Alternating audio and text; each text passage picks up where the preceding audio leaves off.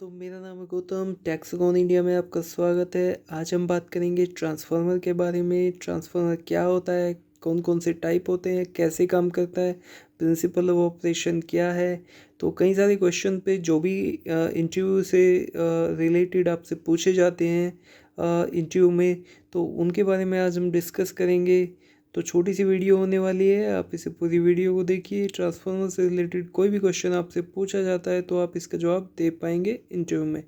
तो ट्रांसफार्मर आपने देखा है, इस तरह का होता है ट्रांसफार्मर। उसके बाद में अगर हम बात करें इलेक्ट्रिकल मोटर या ट्रांसफार्मर की, तो दोनों में क्या डिफरेंस होता है। तो electrical motor consume electrical power and transformer transform electrical power. ये दोनों में डिफरेंस हुआ। इसके बाद में ट्रांसफार्मर की अगर हम बात करें, तो ट्रांसफार्मर का अगर डेफिनेशन की बात करें बेसिक, तो ये क्या होती है। Transformer is electrical static device. It can step up और step down voltage and current without changing frequency. कई बार इंटरव्यू इस क्वेश्चन को आपसे पूछते हैं कि जो ट्रांसफार्मर होता है वो फ्रीक्वेंसी को चेंज करता है क्या। तो फ्रीक्वेंसी में कोई चेंज नहीं आता। इंडिया में फ्रीक्वेंसी 50 हर्ट्स होती है, तो वही रहेगी। ट्रांसफार्मर फ्रीक्वेंसी पे कोई इफेक्ट नहीं डालेगा। वो वोल्टेज या करंट को अप या स्टेप डाउन करने के लिए यूज़ किया जाता है। इसके बाद में what is step up and step down transformer, कहाँ पे ये यूज़ होता है। तो स्टेप अप क्या करेगा, वोल्टेज या करंट को इंक्रीज करेगा। स्टेप डाउन क्या करेगा, वोल्टेज या करंट को कम करेगा। तो यहाँ पे देखिए जो यूज यहाँ पे शो किया हुआ है, जो स्टेप अप ट्रांसफार्मर है, यहाँ पे आप देख सकते हैं। जो स्टेप अप ट्रांसफार्मर है वो कहाँ होता है, जनरेटिंग स्टेशन पे यूज़ किया जाता है, ट्रांसमिट करने के लिए वोल्टेज को इंक्रीज करके। इसके बाद में जो स्टेप डाउन ट्रांसफार्मर है वो सब स्टेशन पे यूज़ किए जाते हैं। ये क्या करेगा, वोल्टेज को डाउन करके उसको फिर डिस्ट्रीब्यूट कर दिया जाता है। इसके बाद में नेक्स्ट अगर हम बात करें, how much frequency changes during the step down. जैसा कि मैंने अभी आपको बताया कि ट्रांसफार्मर वोल्टेज या करंट को तो मेजर करेगा या वेरी करेगा, बट ये कभी भी फ्रीक्वेंसी में कोई चेंज नहीं आने देगा।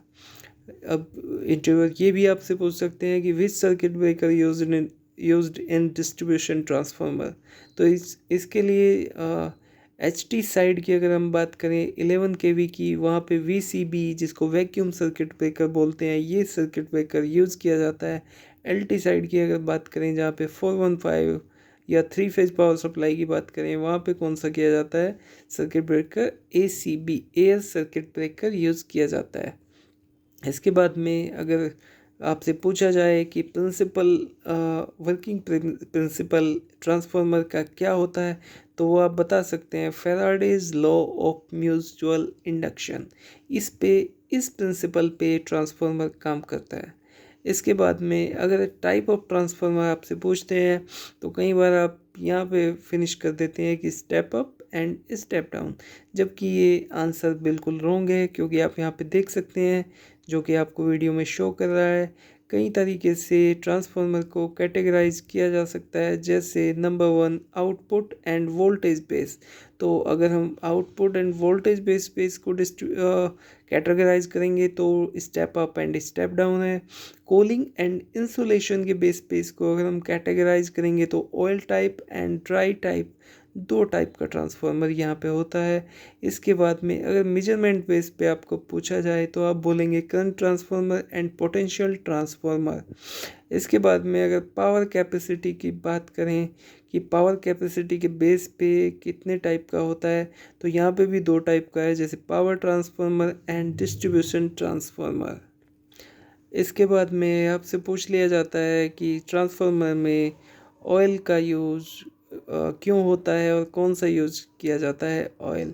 तो ट्रांसफार्मर में मिनरल ऑयल का यूज़ किया जाता है, और जो ऑयल यूज़ करने का पर्पज़ होता है ये भी आपको पता होना चाहिए। ये कूलिंग के लिए यूज़ किया जाता है। तो जैसा यहाँ पे लिखा है, providing cooling to the winding and insulation. तो दो पर्पज़ है इसके, कूलिंग प्रोवाइड करना एंड इंसुलेशन प्रोवाइड करना। तो होप कि ये वीडियो आपको समझ में आया होगा। ऐसे ही इन्फॉर्मेटिव वीडियो के लिए हमारे चैनल के साथ में जुड़े रहिए।